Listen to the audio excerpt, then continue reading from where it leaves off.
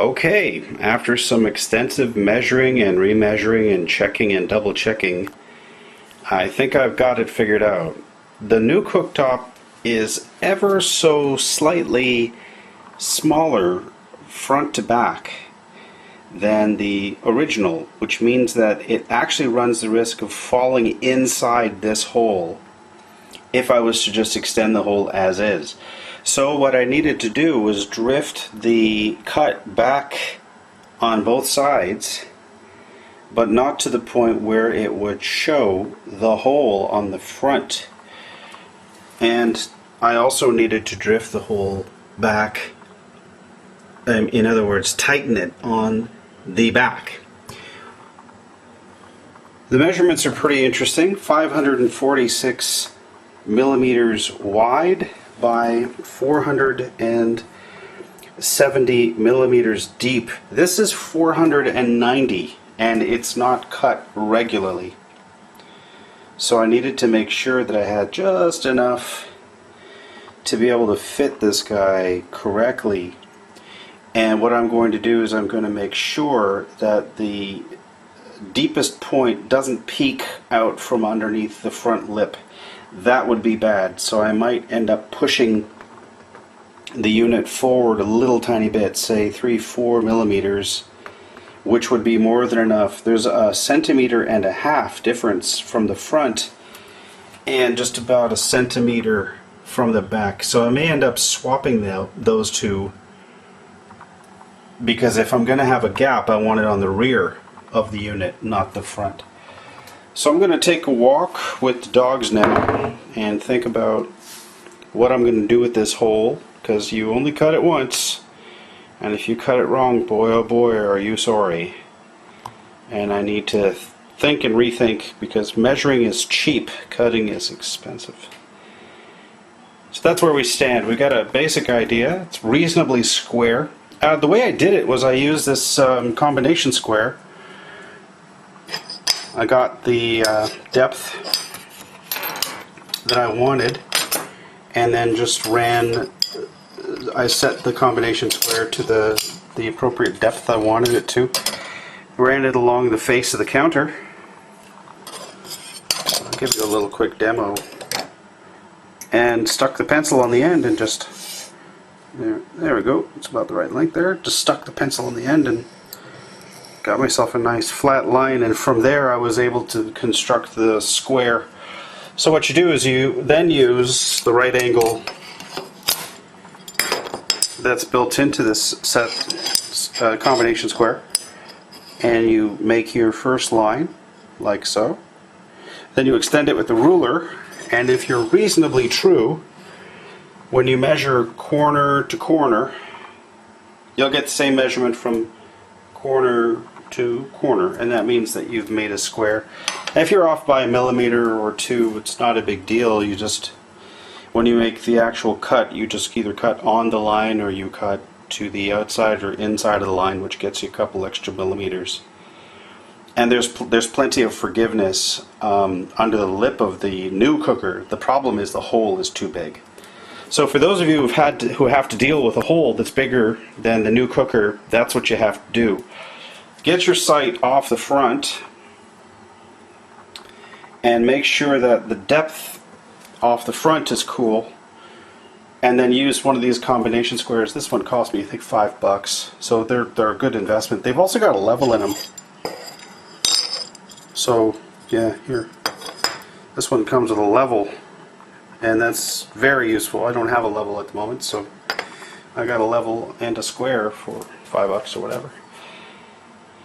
And that's the hole. So like I said, I'm going to take a walk, think about what I want to do here. I'm going to take a few extra measurements, particularly the front lip on that new cooker, because I'm a bit concerned about this corner right here. The other thing I did was I covered the surface of the countertop with masking tape. Some people call it painting tape, painter's tape. So I can draw on it and lift things, and I don't leave pencil marks all over the countertop. You can clean those up with just soap, regular old dish soap if you need to. Takes the pencil right off. So the only thing I'm a bit, like I said, I'm a bit worried about is this. This is a bad news. This little chip here. So I need to assure myself that the depth of that chip, I have enough overhang. So I'll probably just run a pencil line from the scribe again, and then measure between the two, and then measure the depth of the lip, the front lip on the cooker, which is looking to me to be a 1 and 2 cm. So I think I'm pretty cool. Yeah, it's pretty deep. That lip there is 2 centimeters. So I don't think I've got a problem. It's 2 centimeters gets me, yeah, well, let's have a look. I'm just going to run that line. So what I ended up doing in the end was drifting the cooktop forward on the countertop, and then drawing a line sighted off the original hole, which is longer than the replacement cooktop, and then seeing what the difference between those two lines was. Turned out to be 3 or 4 millimeters. So what I did in the end was I just redrew all the lines, drifted the cooktop forward towards the front of the counter, and then I put the word no on the sight lines so I wouldn't mistakenly cut them when it came to the jigsaw, which is the next step.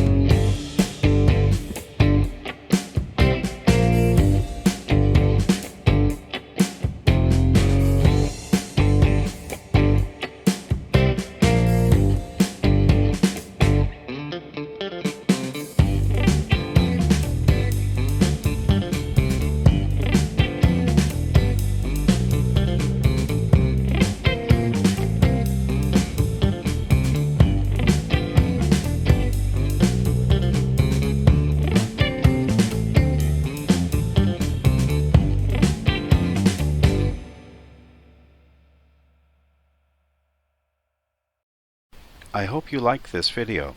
If you did, please consider subscribing, giving me a like, and leaving me a comment.